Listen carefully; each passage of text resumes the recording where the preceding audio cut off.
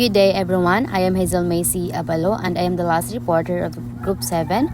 So, digital literacy and academic integrity are essential skills in today's learning environment. With the widespread use of technology in education, students and researchers must learn how to responsibly use information, avoid plagiarism, evaluate online sources, and effectively integrate digital tools into their learning. So this guide provides practical strategies for maintaining academic honesty, enhancing cyber literacy, and maximizing the impact of technology in the classroom. So before exploring how to use technology effectively, it is important to understand a common challenge in academic work, the plagiarism. So plagiarism is the act of using someone else's words, ideas, or working without proper acknowledgement.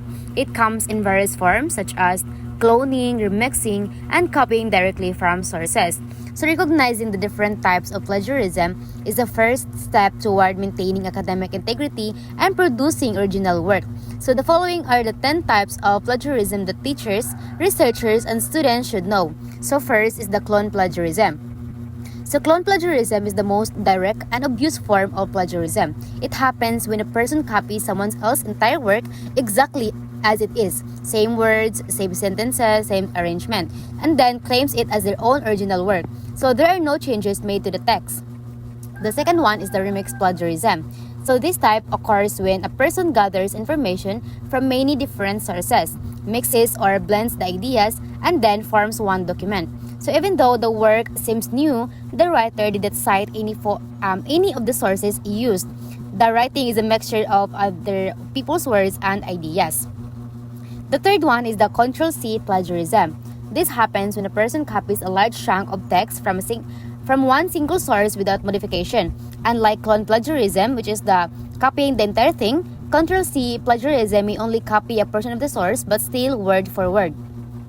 The fourth one is the hybrid plagiarism. So hybrid plagiarism is tricky because it uses correctly cited materials from the original source. But when copied into the new document, the citations are removed or changed. So the work looks new, but it is directly copied from another author's well-cited work. The fifth one is find replace plagiarism. This happens when someone copies text but makes minor word substitutions, changing a few adjectives or nouns while keeping the same structure and core content. The writing still mirrors the original. So the sixth one is the recycle or self-plagiarism. This is when a person reuses their own old work without stating that it was used before. Even though you are the author, it is still plagiarism because the work is being presented as new when it is not. The seventh one is the mashup plagiarism. So mashup plagiarism combines content from multiple sources without giving any credit, similar to remix plagiarism. However, this version is often more chaotic. Copied parts are placed together randomly, forming a patchwork of the different texts. So the eighth one is the 404 error plagiarism. This occurs when a writer does try to cite sources, but the citation leads to incorrect, outdated, fake, or non-existent references. The writer wants to make it appear scholarly, but the sources cannot be verified. So the ninth one is the aggregator plagiarism. So this plagiarism type includes proper citation but has zero original analysis, insight, or contribution. The work simply summarizes or gathers information from another author's. Even if citations are correct, the writing is not original. And the 10th one is the retweet plagiarism. So this occurs when the writer includes citations, but the wording and structure of the writing still closely resemble the original source. So it is like paraphrasing but keeping everything too similar. Knowing about plagiarism is helpful, but it is equally important to learn strategies to avoid committing it. So now let's bound to tips to avoid plagiarism. To maintain originality and ethical writing, Turnitin suggests some techniques to avoid plagiarism that teachers, researchers, and students should know. So first is to read and understand the original document several times before explaining it. So before you write anything, you must fully understand the source material. Reading it once is not enough. Reading it several times allows you to grasp the main ideas and key points so that you can explain them in your own words. If you do not understand the text, you may accidentally copy the exact structure or wording. And the second one is to do not copy any word or sentence from the original work or document. So to avoid plagiarism, avoid copying exact sentences. Instead, paraphrase, so meaning rewrite the idea using your own vocabulary and sentence style. Even one copied sentence without quotation marks, it is considered plagiarism. So the third one is give proper citation to all sources like books, journals, websites, videos, etc.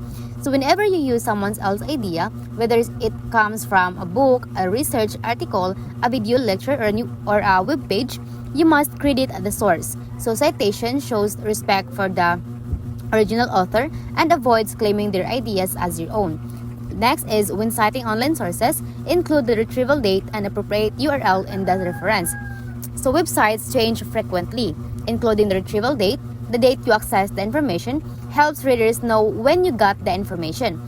So adding the correct URL helps the readers to find the exact page you used. Next is common phrases and definitions need to be quoted and cited without modification. So if a phrase or definition is widely used or specific, like for example legal definitions, scientific terms, etc., you must quote it exactly and add a citation. Changing the wording may change the meaning, so it is better to quote it directly. The next one is always include a references section in any academic document. So references or bibliography section shows all the sources you used. It is required part of academic honesty. Even if you paraphrase, the source must still appear in the reference list. Next one is double check all your citations before submitting your document. So some citations may be incomplete, incorrect, or lead to non-existent sources. So this is a form of plagiarism or the 404 error. Before submitting your work, make sure every citation is accurate, complete, and properly formatted. The last one is use plagiarism checking software to ensure originality. So tools like Turnitin or Grammarly can detect duplicated content or improper citations. Using these tools help you identify unintentional plagiarism and improve the originality of your work before submission. In addition to avoiding plagiarism, evaluating sources carefully is essential when conducting research. Let's explore how to evaluate a website effectively. Morris 2018 suggests ways on evaluating a website as reference in research. So first is open the site. So the first step is to actually open the website and look at it carefully. You cannot judge its reliability just from the link, so viewing the entire site gives you a better sense of its quality, content, and purpose. So the second one, before reading the website in full details, skim through the text, look at the headings, subheadings, pictures, captions, and the general structure. So this helps you decide early on whether the website looks credible or not. So the third one is look for the answer to your question. So if the website actually provides the information you need for your research, some websites might look good but do not actually answer your specific questions or topic. So check the website's domain because certain domains are usually more trustworthy. Like for example, a website ending in .gov, like for example, .gov is more reliable than a random blog ending in .com. So the next one is the author's information. So look for the author's name, background, qualifications, and expertise. So reliable authors usually have credentials, educational background, or experience relevant to the topic. So if no author is listed, be careful because anonymous sources may not be trustworthy. So the third one is the design. So a trustworthy website usually has a clean, professional, and organized design. So avoid websites that are cluttered, full of pop-up ads, difficult to navigate, and visually chaotic. So poor designs may indicate low quality or unverified information. And the fourth one is the sources. So reliable websites cite their information. They provide references, links to original research, or sources where their facts came from. If a website makes claim without evidence, it is not reliable. So next is consider the purpose of the site. Determine why the website was created. Websites have different purposes, like to inform, to sell something, to persuade, or to entertain. So if the purpose is to sell or convince you, the information may be biased. So research should come from sites whose purpose is to educate or inform. And the last one is look for the date. So check when the article was published or last updated. Information changes over time, especially in areas like science, technology, and health. Recent information is usually more accurate. Beyond evaluating information, integrating digital and cyber literacy into the curriculum enhances learning and prepares students for the modern digital world. And now let's bound to the integrating digital or cyber literacy into the curriculum. So the following are suggested activities to integrate digital literacy, higher order thinking, and construction of meaning in the classroom.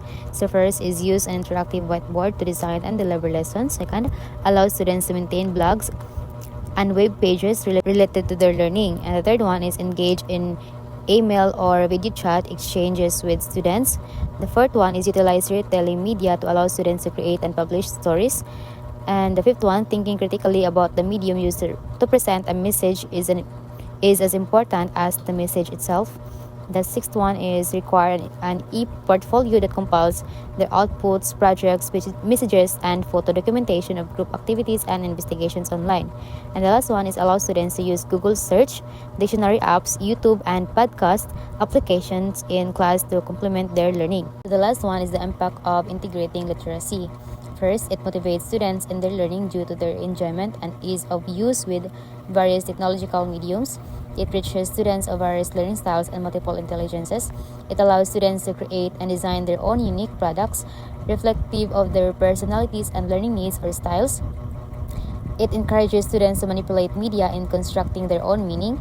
And the last one is it enables students to share their learning with teachers, families, and friends.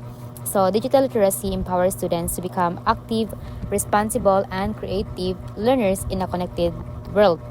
So, promoting academic integrity, evaluating sources, and integrating digital literacy into the curriculum are crucial steps toward developing responsible, capable, and technologically skilled learners. So, by understanding and applying these principles, students can navigate the digital world effectively while creating original and meaningful work. And that would be all. Thank you.